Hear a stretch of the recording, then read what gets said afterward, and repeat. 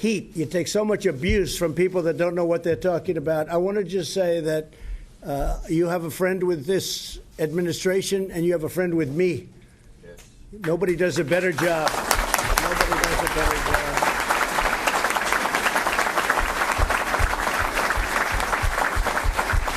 And I have to add that you have no idea how much you're loved by the public. Maybe not by the fake news, but you're loved by the public. Beyond belief. And that includes my friend Brandon. And Brandon, thank you very much for being so great. You've been getting the word out how important it is. Border security, the wall or the steel barrier. They can have any name they want, but we have to have it. And it's going to happen. But to law enforcement and ICE and Border Patrol, incredible job you're doing.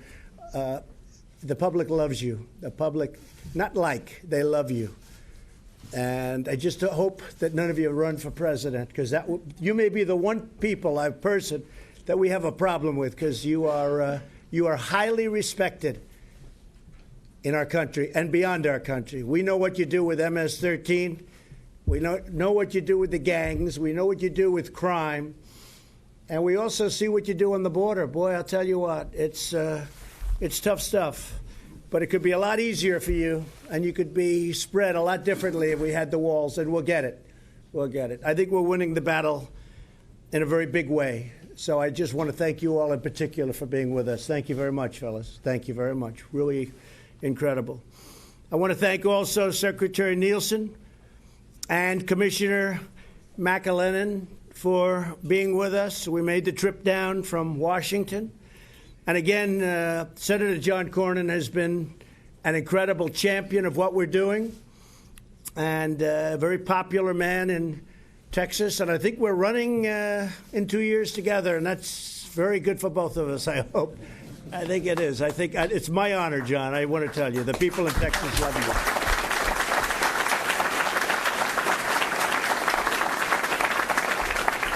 And we have another great friend of mine, Ted Cruz, and he is a friend of mine, except for about 4 or 5 months in between.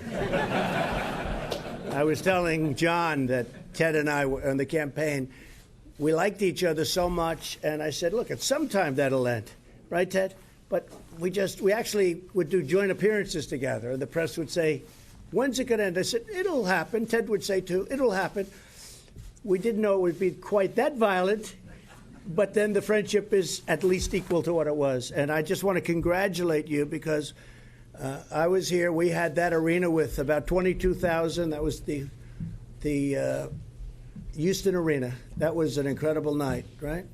And we had, I think, 109,000 or 106,000 people wanting to come. They had thousands outside. And that was a few weeks before the election. I said, I think he's going to win. I think he's going to win nicely. And I want to just congratulate you. That was not easy. Thank you. And now he lost and he wants to run for president. And I said, I thought you had a win to run for president, right? But you did a great job, Ted. We appreciate it. Texas Attorney General Ken Paxton, who's led some incredible cases. Ken, thank you very much. And Lieutenant Governor Dan Patrick, who's been, again, a friend of mine for a long time. I also want to thank the governor. He's going on Fox tonight. And he sends his regards, and we're going to either see him later or he's coming into Washington. But the governor, who just had a great campaign also, he's been fantastic and a big believer in what we're doing. So say hello to him, and I'll speak to him later.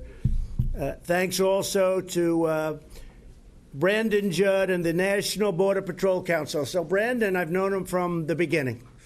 And almost before I announced, he was for my ideas, and he was for us. He was for me. And I appreciated all you guys coming up last week. They had a big impact. We said to them, what do you want? Who knows better than them? He knows better than all of us put together. And that group was fantastic that we had in Washington just a few days ago. And they went on television, and anybody that listened wouldn't even have a doubt about it. So, Brandon, thank you, everybody. We appreciate it very much. You've done a fantastic job. The Border Patrol's Rio Grande Valley sector. Who is from the sector? Do you have any specific guys here from, and ladies? Quite a few. Now, are you tougher than the rest? Are you just tougher than the rest? I don't know, maybe. But I heard special. I heard special. Chief, oh, there they are. How are you? Come on over here. Come here, man. Come here.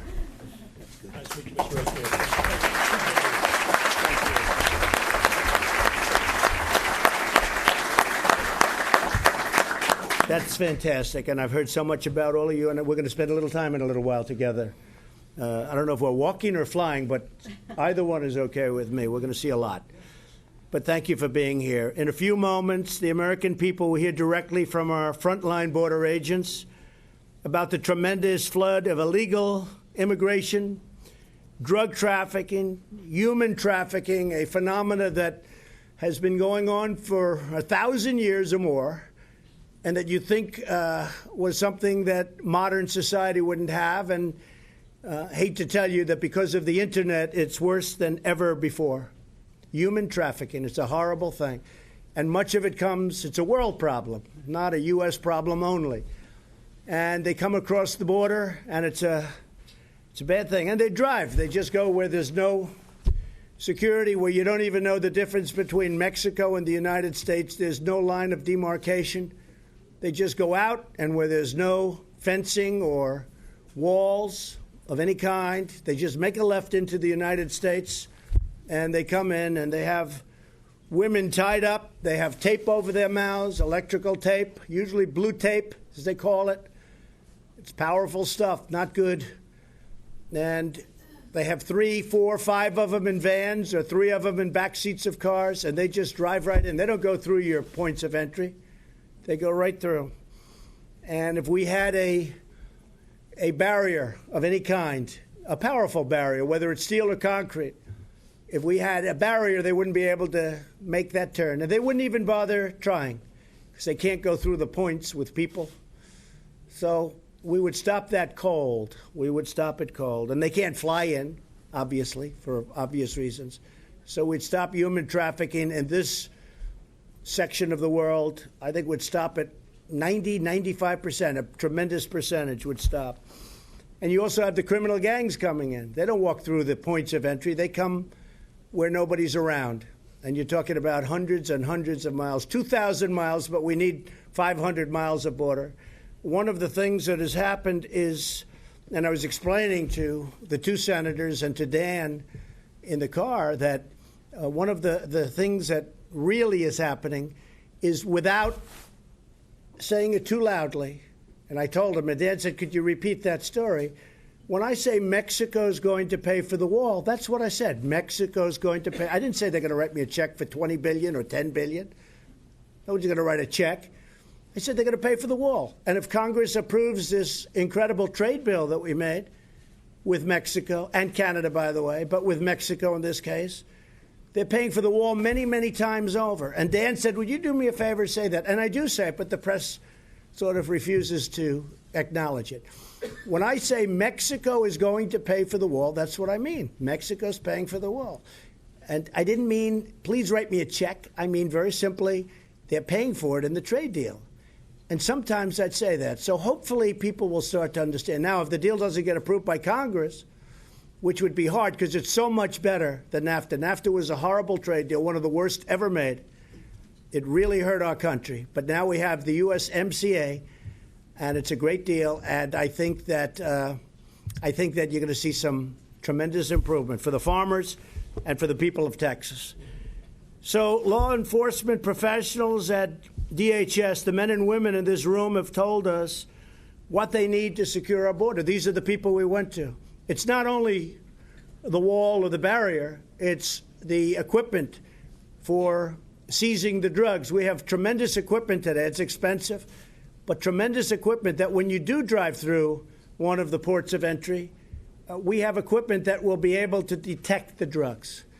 And it's the finest in the world, and we're getting it ready. It's part of what we're asking for. It's not only the wall. And we've taken their recommendations straight to Congress. But Congress, as you know, the Democrats are holding us up because they don't want it. They think it's good politically. I think it's a disaster for them politically. But I'm not doing it for politics. I'm doing it because it's right. I'm doing it because it's right. And before, when I left Washington, I said they can't have a problem with crime because the people that are coming in, the criminals, the gangs, the traffickers, the drugs, it's all crime. And the only way you're going to stop it is the way these people are strongly recommending that it be stopped, Brandon. So hopefully, I hear we're making a lot of progress. I even hear certain members of Congress, the Democrats, are saying we better get this thing going. This isn't working out too well for us, because nobody's going to win the battle of strong borders and no crime as opposed to open borders and crime doesn't matter, because that's what they're saying. Crime doesn't matter. We have people that have been so horribly hurt, families that have been so horribly hurt by people that just come in like it's like just come into the United States, do whatever they want. In many cases, they leave and then they'll come back. Or in many cases, they stay. And we've done a very good job at the border, considering we're not given the right laws. We have laws that are so bad. They're archaic and they're horrible. And we don't have the barrier. So our plan includes drug detection technology at our ports, more officers and agents, far more beds to house the influx of unlawful migrants, medical support, closing the disastrous loopholes that incentivize child smuggling, the single biggest victims of what is happening at our border, our children. They're being used by the coyotes. They're being sold left and right. People are grabbing them to get in because our laws are really lousy. And if you have a child with you, it's easier to get in. These people know it better than anybody, far better than the people in Washington. And I think the biggest victims are children and women. Women would be right there with the children. These are the victims. And it's women mostly in terms of the smuggling and what's going on with that. So we're going to take care of this problem. And to think anybody can even think about fighting it is ridiculous. So we're going to build a powerful steel barrier. They didn't want to use concrete. I said, OK, I'll use steel. It's stronger. It's also more expensive, by the way. But it's stronger. I'll use steel. So we'll call it a steel barrier. Now people should be happy. They said concrete. We don't want a concrete wall. I said, that's OK. We'll build a steel wall. I like it better, if you want to know the truth, Ted. And we'll call it a barrier instead of a wall. And I'm OK with that, too. I don't care what you call it, but it's got to be there. Democrats have refused to listen to the border agents, and they say this is a manufactured crisis. That's their new soundbite. All over, I turn the television. I call it the opposition party. It's called the fake news media. And what happens is every network has a manufactured crisis. This is every one of them. It's like they, send out to everybody, let's use this soundbite today. So it's but it's not. What is manufactured is the use of the word manufactured. It's manufactured by them. Every single of the negatives. But they're not winning because it's common sense. It's common sense. They say a wall is medieval. Well, so is a wheel. A wheel is older than a wall. And I looked, and every single car out there, even the really expensive ones that the Secret Service uses, and believe me, they are expensive. I said, do they all have wheels? Yes. Oh, I thought it was medieval. The wheel is older than the wall. You know that? And there are some things that work. You know what? A wheel works and a wall works. Nothing like a wall. The government shut down because Democrats will not fund border security, plain and simple. And again, more than just the walls. Their open borders agenda threatened all American families, including millions of legal immigrants throughout our nation. In the last 2 years alone, our courageous ICE officers, many of whom are with us, arrested criminal aliens charged with or convicted of 100,000 assaults. This is in the last year. 30,000 sex crimes, and 4,000 violent killings. We're deeply moved to have with us Reggie Singh, whose brother, Ronald Singh, an incredible guy. I mean, I watched, and I've rarely felt worse in watching news of our nation than watching your family and the love that you have for your brother. I could see that, Reggie, the way it came through. It came through loud and clear. And there are so many other people who have the same. Nobody covers them. When they talk about how unfair, how this, how that, nobody talks about how unfair it is to the victims of these brutal killings. And by the way, over the years, there's thousands of them. I don't mean hundreds. I don't mean in the teens. I mean thousands of them. And these officers can all tell you about them. And I'd like to, if I could, because I watched a family right around Christmas time, and I watched them suffer, and I'd like to ask if Reggie, maybe you could say a few words about your incredible brother, the job he was doing. He was so beloved by the people in the department and beyond the department, and maybe you could say a few words about your brother, please.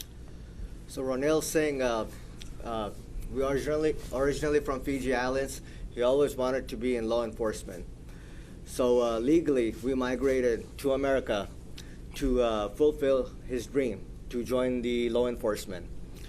After English is our second language, he worked on that, got his education, applied for a law enforcement agency, and he was asked to get his citizenship. He worked towards that, and he became a cop, K-9, Corporal K-9. And the way he was killed, what my family is going through right now, I do not want any other family, law enforcement person to go through that. Whatever it takes to minimize, put a stop to it, my family fully supports it. At 33 years old, Ronil Singh was cremated, and I had to pick up his remains. It breaks my heart.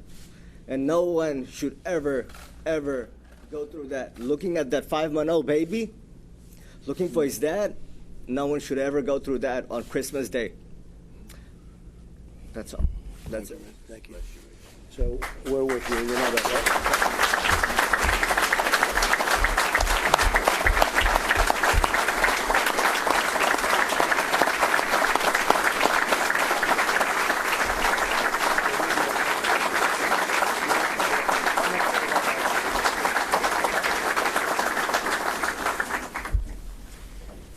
That was a tough one, too. That was a tough one for a lot of people. Not only the family, for a lot of people in this country. That was a tough thing to watch. Also with us, Marie Vega, whose son, Border Patrol agent Javier Vega Jr., who is another person who was loved by so many in the department, on the Border Patrol. We had so many people talking. They're still talking so much about him. It happened in 2014. He was out fishing with his wife, his parents, and his kids. And Marie, I'd like to maybe say a little bit about your son, because he is so loved and respected still in this room. Please. Thank you. Thank you. My name's Marie Vega. We have 2 sons, my husband Javier and I. Very proud of both of them Marines. Harvey, at a very young age, expressed a love for law enforcement. And like, the parent that wants the child to grow up and be something and be a productive human, we supported him. And he showed interest in the police force. Numerous times he rode with the police officers around our town, surrounding towns. When he was in high school, he told us that he wanted to be a Marine. And of course, it's like, okay, you want to be a Marine, you're going to start this, you're going to follow through, and you're going to finish it. And that's what he did. He became a Marine. Upon leaving the United States Marine Corps, he went to college, became a biomed engineer, and almost immediately after graduating, he was offered a job at Christus Pond in Kingsville. While working at Christus Pond, because he was surrounded by agents and saw how they worked, and still with that, love for law enforcement in his heart, he came to me, came to my husband, and said, Mom, Dad, I want to be a Border Patrol agent. And of course, again, okay, you want to be a Border Patrol agent, then you're going to be a Border Patrol agent. And he became an agent. I always worried about him, like I worry about our family now. I want them to go to work, be safe, come home to their family safely. And I always, every day, I was, scared that I would lose my son. Never in my wildest dream did I ever imagine my son dying at a family outing. It was supposed to be a peaceful, fun, fishing afternoon, and it didn't happen that way. It didn't happen that way because we had a criminal, illegal alien that killed him. He came thinking that he was entitled to one of the 2 vehicles that we had there. There's no family, like Mr. Singh says, should go through this. No one. No family should suffer the loss of a child. A parent should not have to bury their child. We need the wall, and when I say we need the wall, I don't mean just build a wall. There's other things that we need to do also. We need to enforce immigration laws. Right. We need tougher judges. We need the wall itself. Our Border Patrol agents need to have what they should have, the equipment, the materials they need to do their job. Thank you very much. You're 100% right. Thank you, John.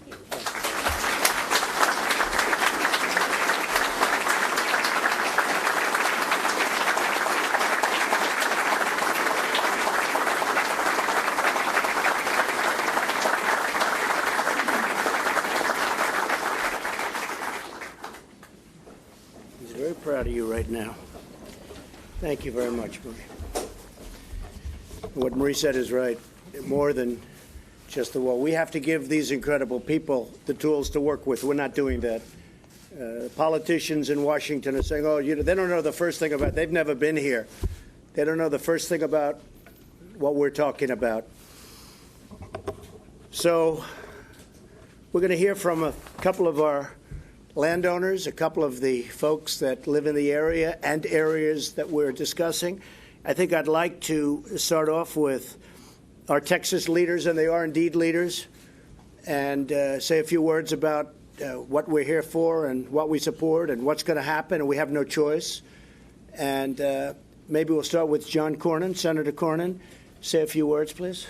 Well, thank you, Mr. President, for being here. Thank you. And for hearing firsthand from not only the people who suffered at the hands of the crime that occurs as a result of people who don't come here to achieve their American dream, but people who come here to cause death and destruction and human misery. Before you see, maybe we'll have somebody go through some of the things that are in front of us, but I see here, for example, heroin and methamphetamine that's been seized. You see bulk cash, $362,000. When the drugs are sold in the United States, they have to get the cash back across the border to the cartels. And you see the sorts of weapons that are used by the drug cartels and others, and you can imagine the violence that goes along with that. And so when people like Ted and I hear our colleagues in Washington say that this is a manufactured crisis, we kind of wonder what planet they've been living on, because this is not just about economic migrants. This is about people who exploit the vulnerabilities in our border. This is about the 70,000 people who died of drug overdoses in America just last year. A substantial portion of it is from the heroin that comes from Mexico. 90% of the heroin that is used in the United States comes from Mexico. And as you point out, the human tragedy associated with human trafficking, sex slavery, modern-day slavery, all of that's associated with our inability to control the way we need to control our southern border. So thank you for being here. Thank you for your concern, and I want to particularly thank Mr. Singh and Ms. Vega for their willingness to come and tell their story and their courage. Thank you, John, very much. Senator Cruz. Well, Mr. President, welcome back to Texas. Thank you. We're Thank you. glad to welcome you to the Valley. One of the things you said a minute ago about the men and women here at Border Patrol and ICE is you referred to them as heroes. And that is exactly right. These are brave, courageous leaders. I've been out on midnight patrol with the agents here in the RGV sector, and they have a difficult job that they do each and every day. They risk their lives. All of us, Mr. Singh, our prayers are with your family, the tragedy you endured. Nobody should have to endure. Ms. Vega, we love you, and Mr. Vega is sitting back here as well. And this whole community loves the Vega family and has mourned their son's loss alongside them. Illegal immigration produces tragedies every day. Human smuggling, drug smuggling, children being abused, women being sexually abused, opioids that are destroying. Last year, 72,000 people lost their lives to drug overdoses, more than car accidents in this country. And much of those drugs are flooding across this southern border. And so I just want to commend you for standing up and fighting this fight. One thing there's not a lot of in Washington is backbone. And I want to commend you for helping infuse some more backbone in Washington. This is a fight the people of Texas and the American people want the borders secured. They want the federal government to have the backs of the men and women in this room that are risking their lives to keep us safe. And so thank you for highlighting this crisis. When we see politicians go on TV and say the border's secure and there is no crisis, they are ignoring reality. They're ignoring the lives that are jeopardized each and every day. So thank you for leading this fight. Thank you very much, Ted. I appreciate it. Thank you.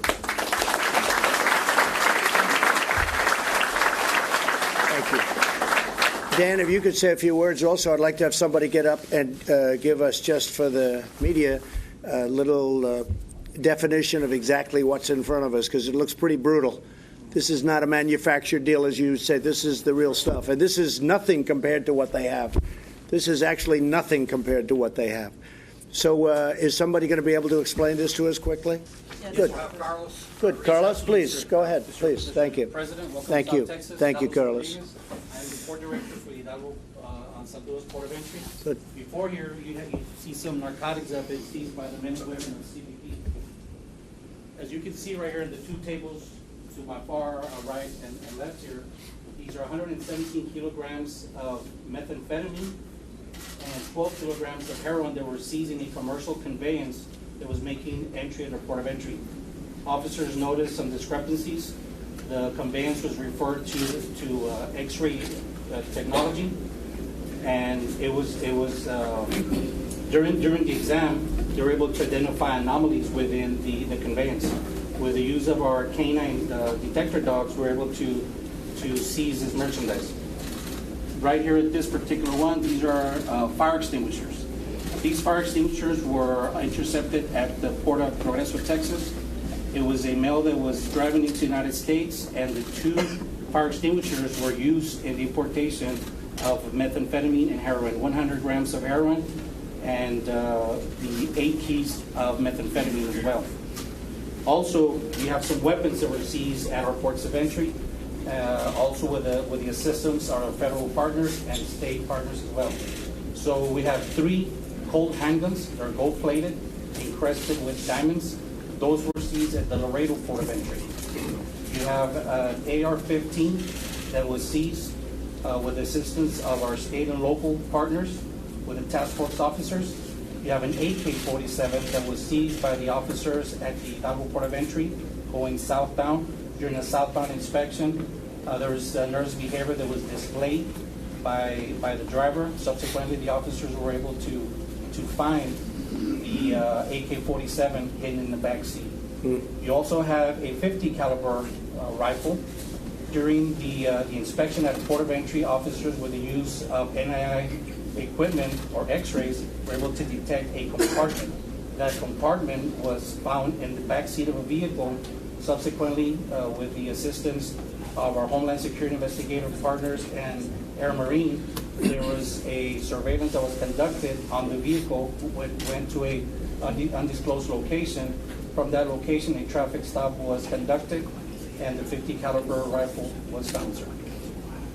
Now, these 3 guns that you see, they're gold-plated handguns, and with diamonds encrusted. Okay, that says it all. And this is just all recent. This is all very recent. They didn't have to go. They didn't have to go very far. This is all very recent. Okay. Good morning, Mr. President, and welcome to the McAllen Station. I am you. the patrol agent in charge here at the McAllen Station, so we're very pleased to have you here. $362,000. This is a multi-agency seizure. It actually was detected by a Weslaco Border Patrol Station K-9 handler. What ended up happening, there was a suspected currency smuggler who, due to a traffic stop, resulted in further investigation. He gave his consent into his house. K-9 came in, searched, and this was caught. This suspect was suspected also of marriage fraud. He was an overstay.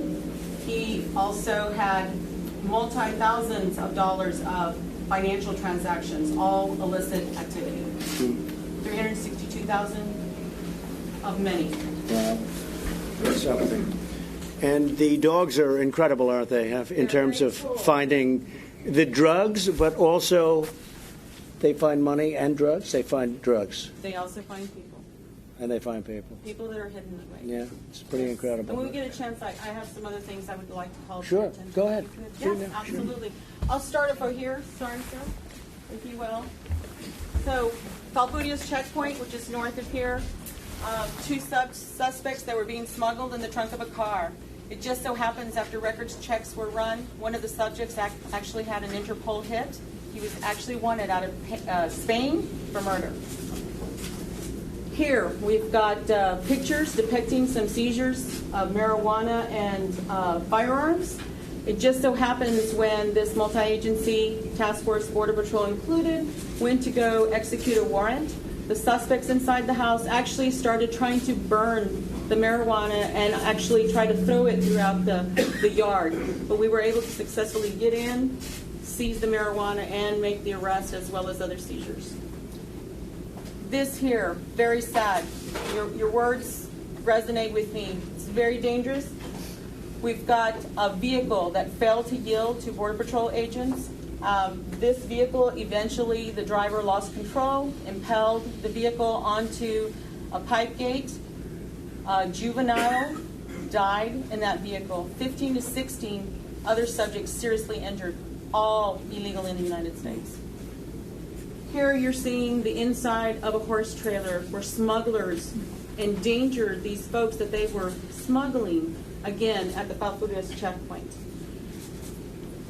Here, this is just a couple of miles from here, from where we're standing. This is a tunnel. This is the second tunnel that recently that we have located. This is an area that we actually have wall, and we actually have some technology and agents. That piece of area was really important to the criminal organization.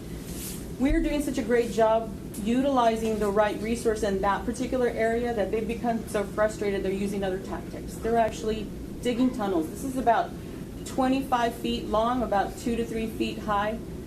We were fortunate enough that when the station next to us, their boat patrol actually launched in our area, went down.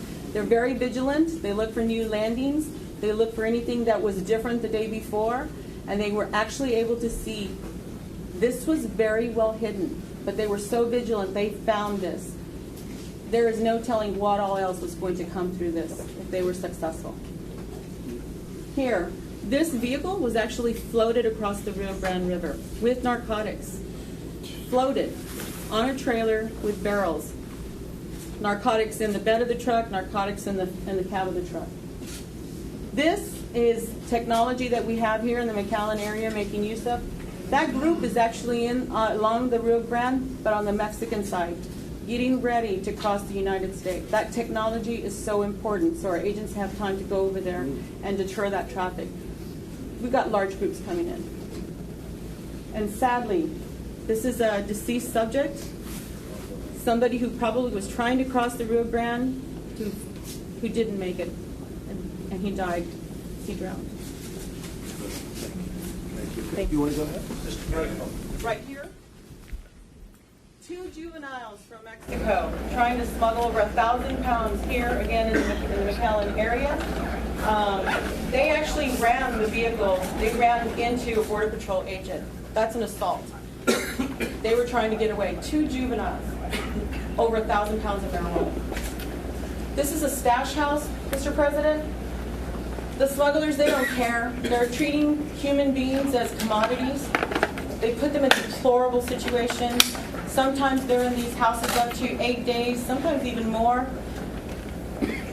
This is terrible. This is just, the American people need to understand, like you stated just now, we know better. We know what the cost is to families, to our communities, to the country. We're here to serve, and we're here to protect not just ourselves and everybody in the country, but even the people who are being taken advantage of. That was a great presentation. Thank you. Very much.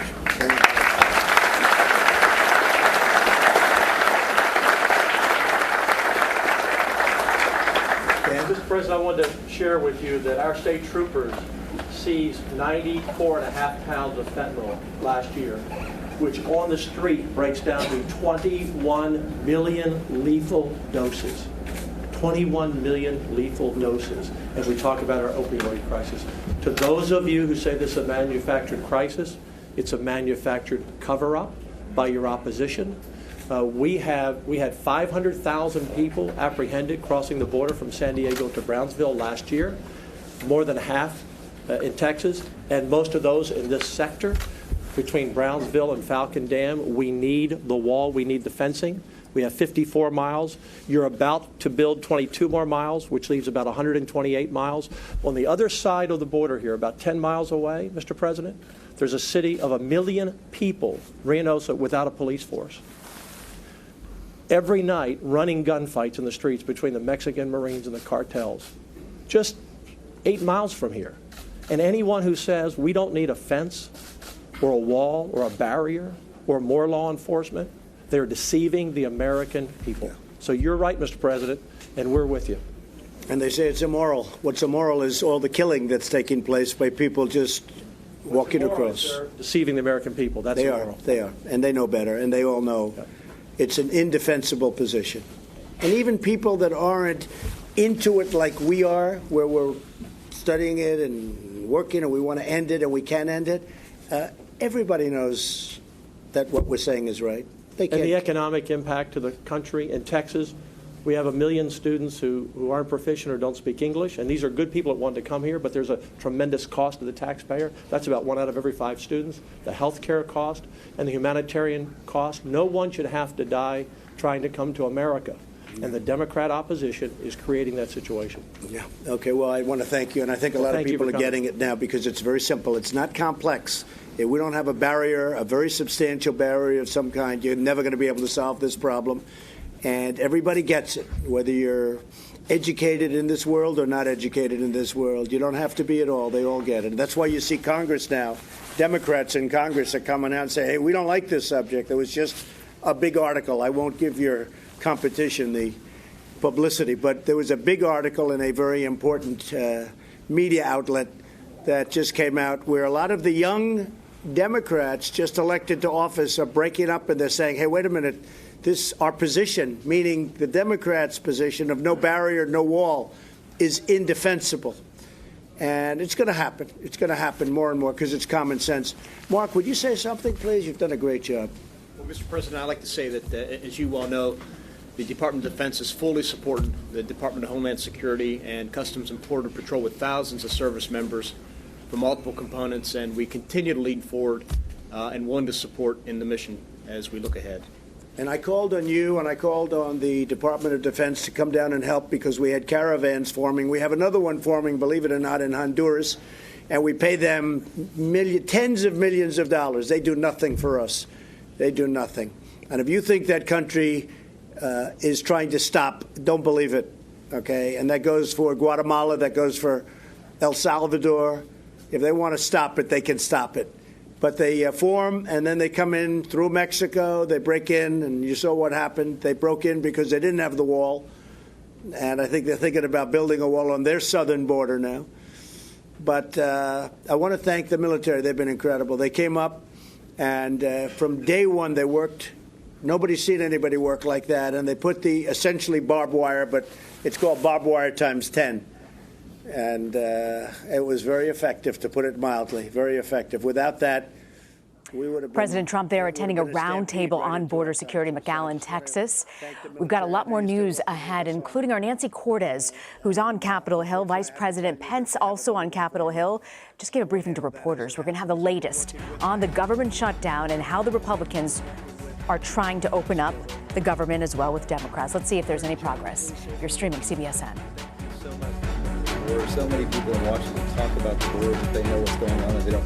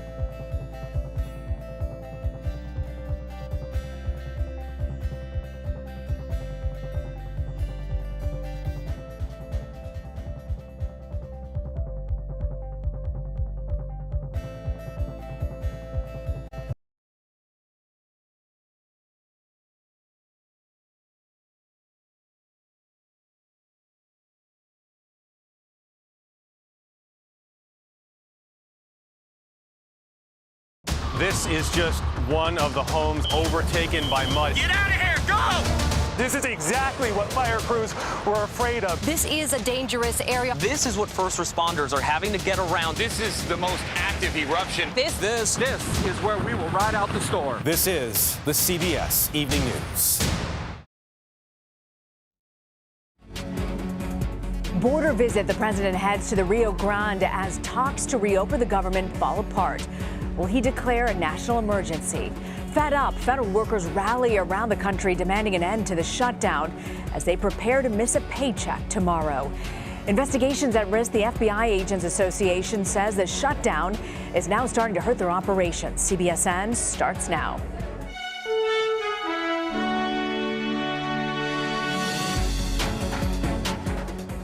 Hi, everyone. Arena 9, and thank you for joining us. President Trump is taking his border wall campaign to South Texas, visiting the U.S.-Mexico border. Earlier this afternoon, Air Force One landed in McAllen, Texas, where the president began his trip by participating in a roundtable discussion on border security.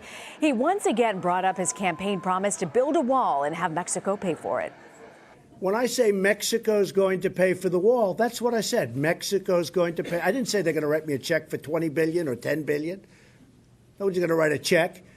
I said they're going to pay for the wall. And if Congress approves this incredible trade bill that we made with Mexico and Canada, by the way, but with Mexico in this case, they're paying for the wall many, many times over. And Dan said, would you do me a favor, say that? And I do say it, but the press sort of refuses to acknowledge it. Earlier today, he also said he's still considering declaring a national emergency to fund his wall. I have the absolute right to declare a national emergency. I haven't done it yet. I may do it. If this doesn't work out, probably I will do it. I would almost say definitely. Well, as the president visits the border, rallies are being held across the country demanding an end to the government shutdown. Federal workers from D.C. to Dallas are taking to the streets to voice their anger with the current impasse. These are some of the hundreds of thousands of furloughed workers who will not be getting a paycheck this Friday. We'll be tracking those rallies throughout the afternoon. Well, joining me now with more, Washington Post political reporter Eugene Scott. So, Eugene, it was reported that the president was against actually doing this visit to the border. So why go through the motions? What does it exactly achieve?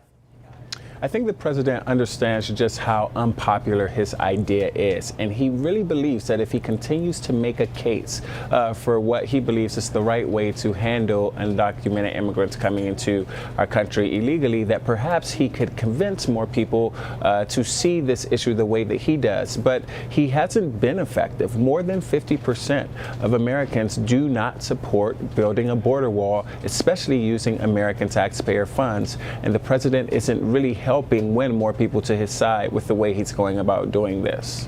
The president has always touted, though, Eugene, his ability to cut deals, to be able to get it through. So far, he hasn't been able to do that. Do you get the sense, though, that this shutdown is starting to take a toll on him, especially as he's trying to go around Congress to get that funding? If you look at the tone of his tweets, they do especially seem angry and frustrated as he tries to figure out how to honor, at least in part, this campaign pledge that he made. We have to remember he said that Mexico would pay for this wall, despite the walk back he tried to communicate earlier today. And so even if he does get support for this border wall from the Democrats, it's still very different from what he told voters he would do during the 2016 election. I think it's also worth noting that while the president constantly talks about how good of a negotiator he is, we haven't really heard anyone else who has said he's a good negotiator. From his business world, from his family, and especially in his political career. And perhaps this situation in particular is exposing the reality that President Trump is not as good of a negotiator as he has claimed. So let's say, for argument's sake here, Eugene, that the president does go forward and declare a national emergency after failing to sort of achieve a campaign promise and a policy goal. Do you have a sense of how that might play with his base? Well, his base will support him because we have seen them support him through and through, and he was right. When he said that he could possibly or probably shoot someone on Fifth Avenue and still retain a large percentage of those people who have backed him. But one of the things I don't think the president seems to realize is just how small his base actually is. Only about a quarter of voting Americans are Republicans. The base is an even smaller group of that, and Trump lost some support from key blocks within his base after the midterm elections. And so while he's thinking about these people who are most loyal to him and wants to deliver in some way, in some part to them, he has to remember that he's actually going against what the overwhelming majority of Americans want. So the president, we know, was the one to walk out of that meeting with Democrats, but House Speaker Nancy Pelosi and Senator Schumer have not budged on their stance either with the wall. I want to play for you what House Speaker Nancy Pelosi had to say about the president potentially declaring a national emergency. If and when the president does that, you'll find out how we will react. But I'm not going to that place now. But I think the president will have problems on his own side of the aisle for exploiting the situation in a way that enhances his power, but not to go there. Let's see what he does. Right now, there is a path. Open up government. Let's have this discussion on where we can agree on the best ways to protect our borders, to secure our borders, to do so in a way that honors our values. Okay, it takes two to reach a deal here. Where are Democrats willing to actually meet the president when it comes to border security?